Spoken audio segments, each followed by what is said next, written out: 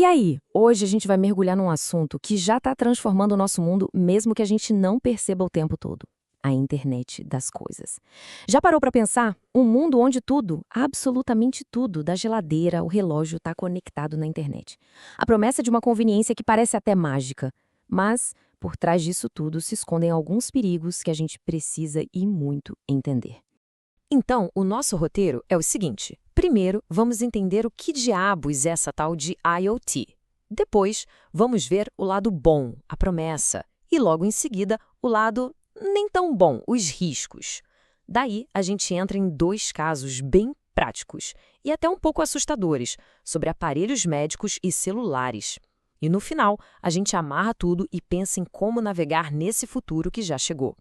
Beleza, vamos começar do começo. Afinal, o que é a internet das coisas? O que significa esse termo que está em todo lugar?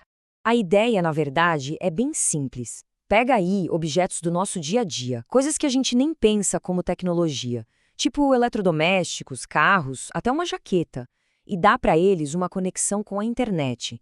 A partir daí, a mágica acontece. Eles começam a coletar dados, a conversar entre si e até a tomar decisões sozinhos. É como se a gente estivesse construindo um grande cérebro digital ao nosso redor. E a promessa que esse cérebro digital nos faz é, sinceramente, incrível.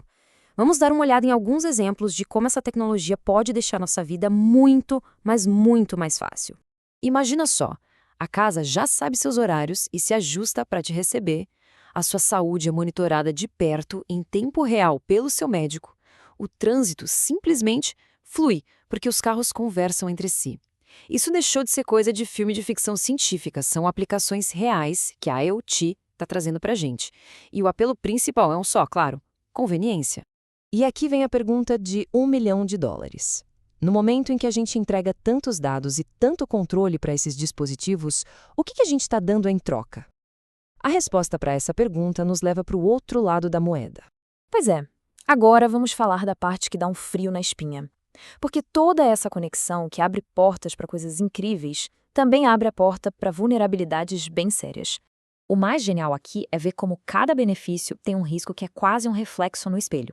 Os dados de saúde que ajudam o seu médico podem, por exemplo, ser usados por uma seguradora para te cobrar mais caro. O backup automático que salva seus arquivos pode acabar expondo tudo. E a agenda que deixa sua casa na temperatura ideal pode, ao mesmo tempo, ser a dica perfeita para um ladrão saber quando você não está em casa. No fim das contas, é uma troca constante. A gente troca segurança por conveniência.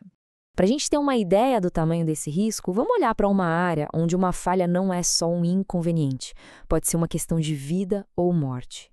Vamos falar de dispositivos médicos. Essa frase é a chave de tudo.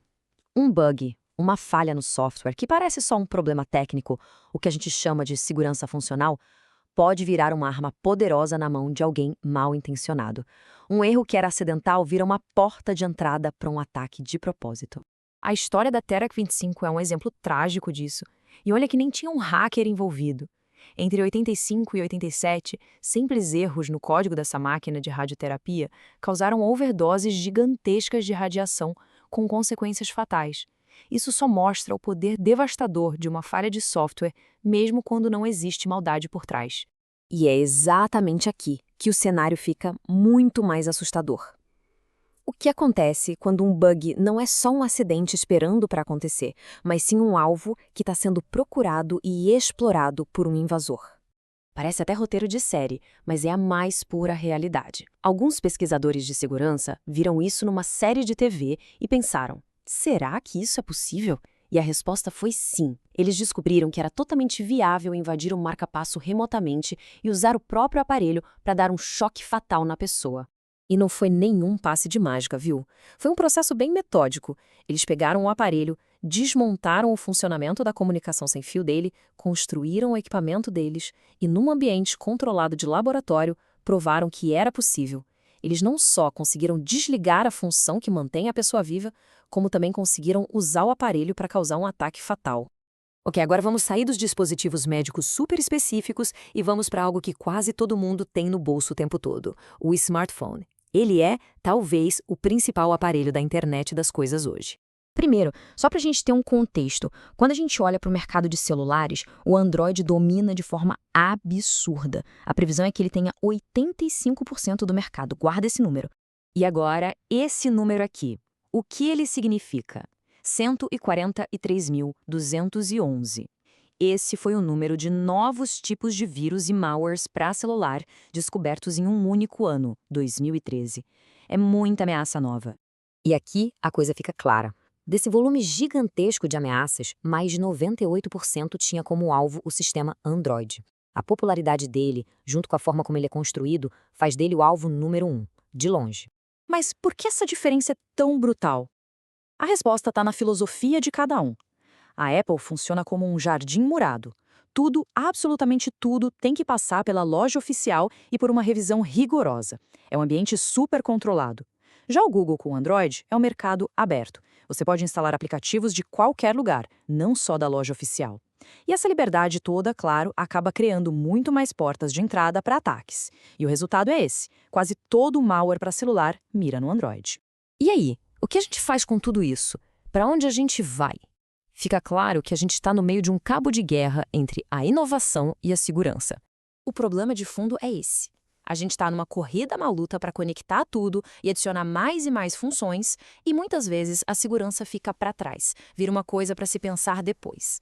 A gente está construindo um mundo inteiro conectado em cima de uma base que talvez não seja tão forte quanto a gente imagina. Então, para a gente fechar, o que fica de lição? Primeiro, a conveniência da IoT sempre vai vir com um preço em segurança. Segundo, um simples bug pode virar uma arma perigosíssima. Terceiro, a forma como uma plataforma é projetada tem consequências reais na vida de milhões de pessoas. E, talvez o mais importante, a gente precisa caminhar para esse futuro conectado com muito mais cuidado e atenção. E eu queria terminar com essa pergunta. A tecnologia vai continuar evoluindo, os aparelhos vão ficar cada vez mais inteligentes. O grande desafio, na verdade, é se nós, como usuários, como desenvolvedores, como sociedade, vamos conseguir acompanhar essa evolução com a sabedoria necessária para usar tudo isso de um jeito seguro e responsável. Fica aí a reflexão.